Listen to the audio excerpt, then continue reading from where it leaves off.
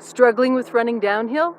There's one key thing you need to know in order to be able to run downhill safely, easily, comfortably at whatever speed you want.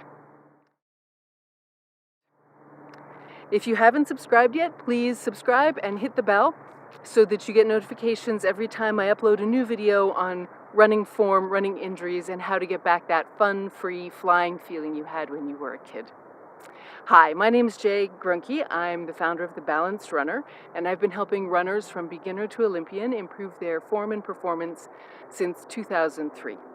And I've taught what I'm going to teach you today to every runner that I've had who's an ultra runner, trail runner, fell runner, or just has a race on the calendar that involves a lot of hills. And living here in Salt Lake City, I use it myself as well.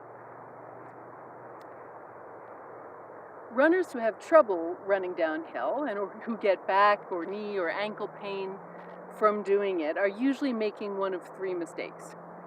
The first is landing with their leg pretty straight in front of them and the heel flexed and usually leaning backwards.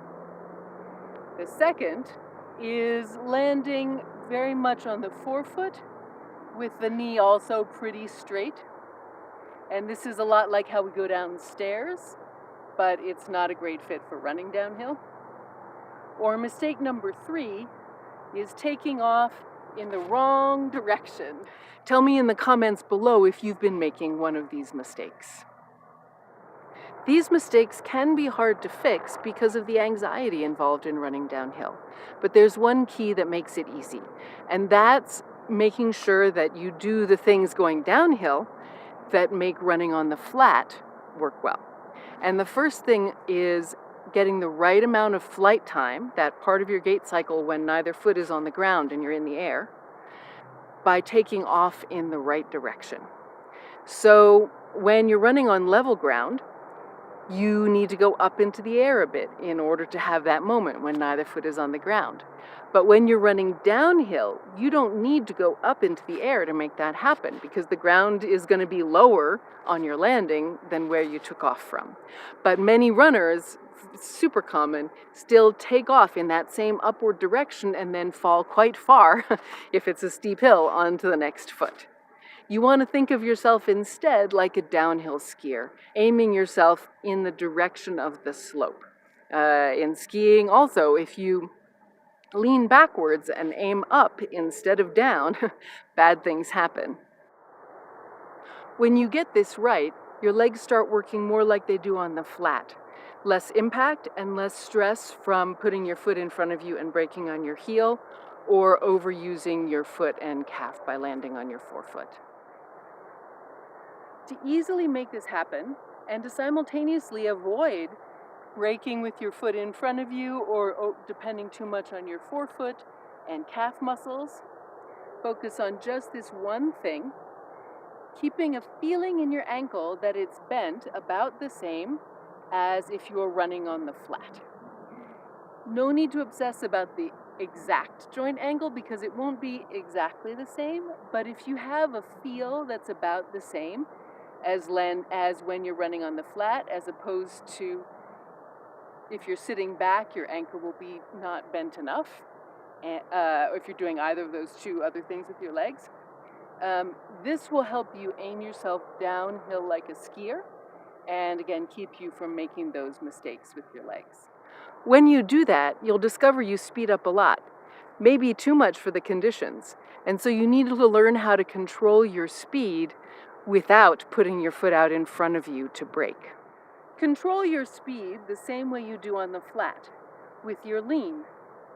There's a popular phrase that is to lean forward from the ankles, but it's time we get rid of that phrase. I've used it myself. But in fact, it's just a tilting of the trunk. And in the Gait Lab, it's called trunk inclination. We could call it trunk tilt. But the fact is, it's something you do with your torso while your legs do many different things during running. So it's not always from the ankles. And when you lean forward, it allows you to extend your stride behind you more, and that speeds you up. And if you don't lean very much, you can't extend your stride as much, and so you run more slowly. You can even be perfectly upright running downhill, and that will shorten your stride even more. Now, of course, when you do this, you want to avoid sitting backwards or leaning too much backwards. But if you commit yourself to getting that same feeling in your ankle that you have when you're running on the flat, then you won't do either thing. You'll stay with your hip joint pretty much vertically aligned with your ankle. And that's not perpendicular to the slope, that's vertical to gravity. And that's really important to help you avoid slipping.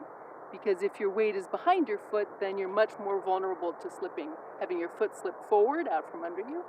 And then, of course, if your weight is too far forward, that's when you risk losing control going downhill. So you want to keep your hip basically over your ankle and then just handle your trunk inclination for faster or slower running. Once you master this, running downhill is going to become your favorite thing and a huge advantage in racing. I'm putting my best resource to help you master this in the description below. It's a mini course called the Runner's Knee Solution, and it will help you master your forward lean and your foot placement.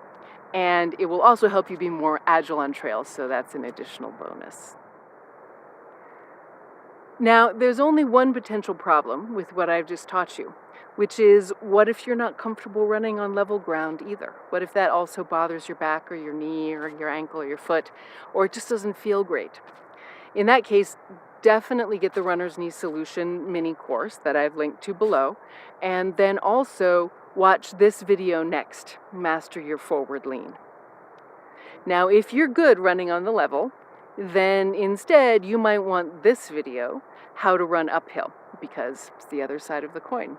And that'll lead you to a series of videos actually that will give you total mastery of your uphill and downhill running. Thanks so much for watching, and may all your running dreams come true.